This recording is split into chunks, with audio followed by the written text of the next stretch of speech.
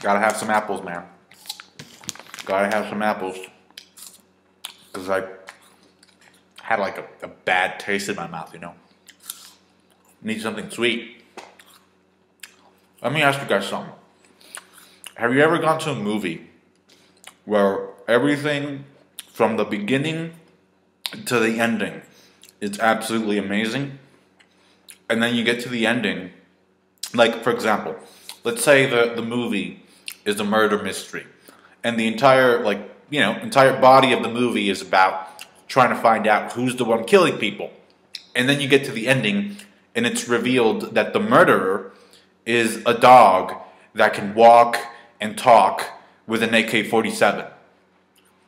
So you're like watching the ending and you're like, what the fuck? This is not a rant about the chapter itself. It is a rant about the ending of the chapter.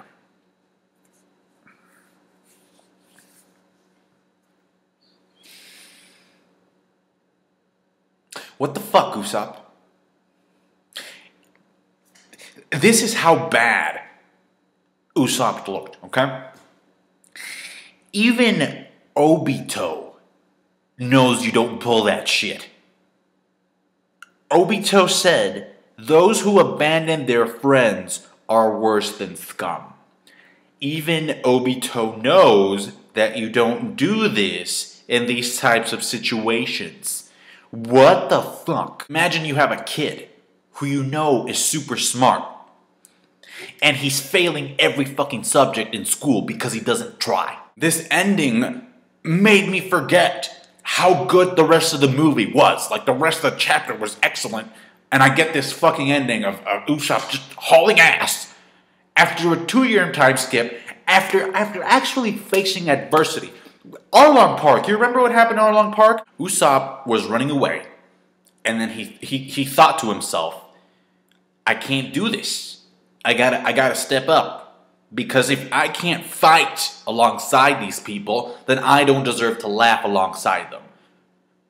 What happened to that development? You know what makes it worse? He's gonna have to fight eventually. He's the only person in that island that can take out Sugar. Like, there's people depending on him. Frankie is like, I'm leaving it to you, Usoland. By the way, where's Senior Pink? Whatever. No, hold on. Toy Soldier, I'm leaving it to you, Usoland. Robin, I'm depending on you, Usopp. Fuck! You know, the only thing that's kind of justifiable is that he doesn't remember Robin. He doesn't remember that Robin got turned into a toy. Therefore, none of the Straw Hats, none of his immediate Nakama are in danger, according to him. But even then, this looks really bad. So if we know that he's going to fight Sugar eventually, why is there a need to make Usopp look so bad? I just don't get it. That's why? Especially because coming off from last week, he already looked bad, okay? But now it's just like, well, fuck. Shit. It's like, to the point where you even question, why did Luffy even ask you to be in the crew in the first place? And it sucks, because it's like, I like the character, so to see him be in this situation that is completely out of character for him, he should not, the bottom line, he should not be running away at this point in time. He should not. He has had enough development. Enies Lobby, hello, Thriller Bark, Fishman Island, time skip, he should have enough development to stand his ground and try and do something. This is completely out of whack. It's like completely out of character. It's like if Oda decided like next week for Luffy to say, hey, I'm a vegetarian. He's fought against Luffy, future king of the pirates, and it's like, oh, fuck, I'm out of here. Fuck. Damn. Give me more apples. I need more apples. The Tontadas are being wiped out. People who believed in him, people who have lived, for years and years and years in slavery. He's just gonna go. All right. That's my rant about the ending. I'm sorry. I just had to get it out. At this point, I'm actually like rooting for Sugar and Treble to beat the shit out of him. Because it's like, I saw this theory. Somebody posted this comment. I don't remember where I saw it. Props to you if you know who you are. Sorry, I don't remember your name. But they said like, so hopefully what happens is like they beat the shit out of him.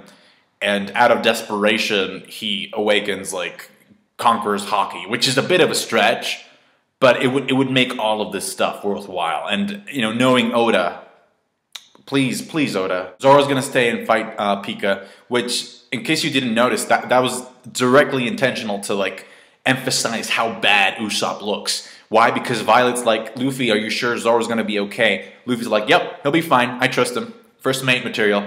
That is the difference between first mate material and Usopp at this point. It's like, Luffy knows that Zoro can take care of himself, and he knows he's like a very independent person that he can get the job done. Then we see Gladius, and we find out that he has like the rupture fruit, which is basically the ability to like expand certain parts of his body or anything he touches to the point that it bursts. And when it bursts, it's pretty much like a bomb.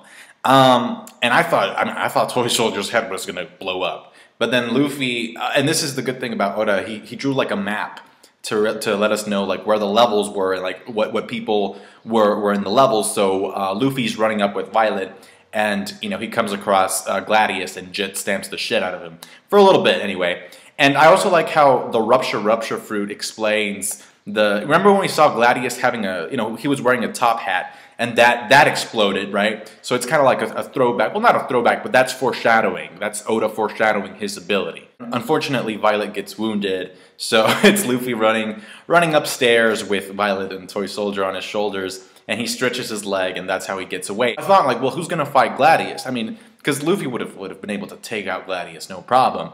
And then we see Kinemon dressed up as Doflamingo. I'm like, okay, all right, that makes sense. I like that matchup.